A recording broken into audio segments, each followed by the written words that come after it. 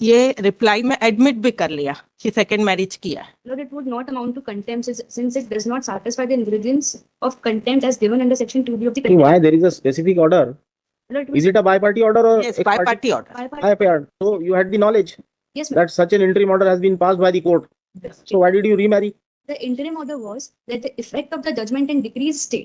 That means the status of the parties as husband and wife is restored. Restored. Yes, my lord. Lord, if after that either of the parties remarriages, it would amount. It will be against the prohibition which is given under section 15 of Hindu Marriage Act. And my lord, also it may constitute if the marriage is proved, because what we have stated in our reply is not that we have got married to this lady. My lord, my contention is that has to be proved before the trial court since there is a remedy. Lordship, in 13 petitions, 2 petitions are connected, Lordship. First is the first हो गया. appeal. Who is appealing? You I'm appearing for the इन्होंने reply भी दे दिया है. complied. Order complied. नहीं, comply क्या, इन्होंने appeal admit हुई है लॉर्डशिप. अपील एडमिट होकर स्टे होने के बाद इन्होंने सेकंड मैरिज कर दिया, डिक्री डाइवोर्स डिक्री स्टे होने के बाद. और ये रिप्लाई में एडमिट भी कर लिया कि सेकंड मैरिज किया है और स्टे के बाद किया, हाई कोर्ट के स्टे ऑर्डर के बाद. Stay in appeal. Appeal judgement decree stay हो गई lordship.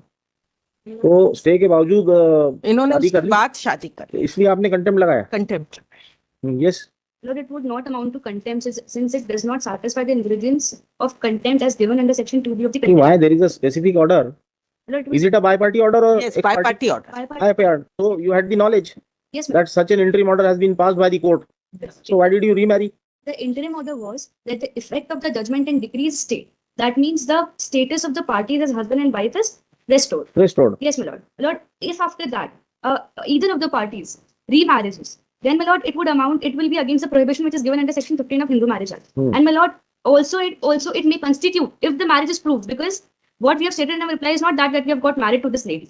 My lord, my contention is that has to be proved before the trial court since there is a remedy under section 494 of IPC, my lord. That has to be proved before the trial court. And as the judgment with that regard, my lord, that They have to prove yes, my lord. that second marriage has Yes. been solemnized. Yes, my lord.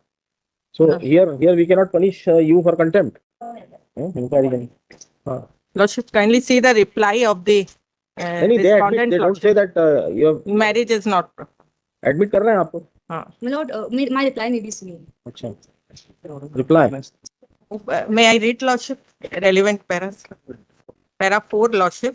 अनावेदक के द्वारा वैधानिक रूप से द्वितीय विवाह नहीं किया गया, किंतु अनावेदक ने की वृद्ध माता की जो कि लगभग 80 वर्ष की अधिक उम्र की है, उनकी देखभाल करने के लिए परिवार में कोई व्यक्ति नहीं है, क्योंकि अनावेदक शारीरिक मानसिक रूप से कमजोर हो गया. पूर्व अनावेदक का बायां हाथ अस्थि भंग होने से स्टील रॉड डली है, जिससे अधिक परेशानी हो रही है, इसलिए उसने सेकंड मैरिज किया. एडमिट है लॉर्डशिप. मैंने फोटोग्राफ पेश किया, इन्होंने एडमिट किया, शादी का कार्ड पेश किया.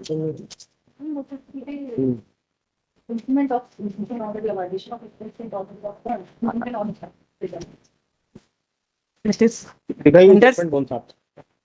Which judgment you are relying? My lord, I'm only giving this judgment for a reference. The similar matter was dealt in the Bombay High Court by a single bench, where it was held. My lord, the relevant paragraph is paragraph number 23. It's not willful disobedience. My lord, the finding is page number 333.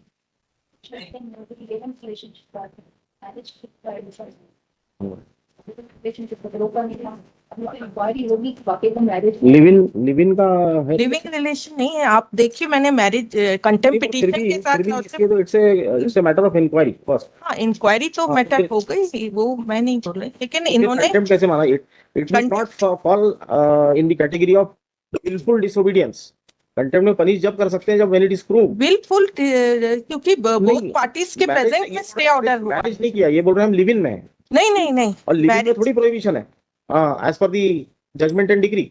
मेरा ये कहना है lordship, इन्होंने photographs deny नहीं किया, शादी का card deny नहीं किया. कंटेम्प्ट प्रोसीडिंग्स में हम लोग वो उसको देख नहीं सकते सब चीजों को, unless there is an inquiry का order that regard. Concern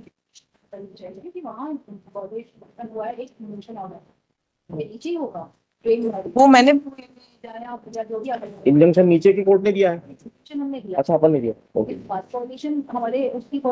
violation के इंक्वायरी तो होगी लॉर्ड, नीचे होगी तो डायरेक्शन दे दिया जाए तो कम से कम इंक्वायरी हो जाए.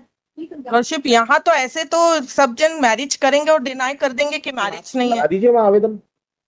अब आवेदन लगा देते। 39 में कहाँ लगता है? नीचे लगता है, यहाँ तो लगता नहीं, यहाँ तो नहीं, कंटेक्ट 39(2)(a) नहीं है ना ये हिंदू मैरिज एक्ट के तहत एक इंजेक्शन दिया था, ये इंजेक्शन तो था ना, इंटरन स्टे है, इसको आप क्या कह रहे हैं? सेक्शन 294 में पनिशमेंट है लॉर्डशिप, इंडियन पैनल कोड में, न्यू एक्ट में 82 में है सेकंड मैरिज के लिए पनिशमेंट 10 इयर्स For का। that matter, it has to be proved before the trial. वहाँ तो आप वैसे काम करेंगे अगर क्रिमिनल साइड में जा रहे हैं तो सिविल साइड क्रिमिनल केस तो नीचे कंप्लेंट केस हमारा फाइल है इनके अगेंस्ट में, इसी मैटर 494 और 82 न्यू एक्ट में तो इंक्वायरी है, लेकिन यहाँ तो डिसोबेडेंट है ना।